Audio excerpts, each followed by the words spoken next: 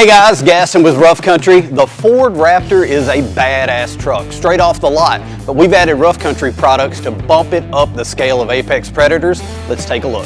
So now we've added our 2.5-inch leveling lift kit. It's going to give you a little more than just a level and give you a nice, aggressive, even stance on this Raptor. It's also going to allow you to run a 37-inch tall tire. We've went with a BFG KO2 and a 37-12-50-17 on the factory Raptor wheels. With the 2.5 inches of additional suspension height and the additional height from the 37, you know you're going to need a nice step, and we've got the best. Rough Country's electronic running boards are e-board series. And while we're here on the inside, this Raptor is also equipped with our heavy-duty floor liners, front and rear, as well as our rear under-seat storage compartment. The Raptor is a high-performance truck, but it's still a truck.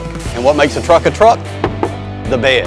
And what makes things in your bed secure? A nice hard tonneau cover. We've added Rough Country's low-profile, hard-folding tonneau cover to make sure anything in the bed is protected from the elements, as well as those light fingers.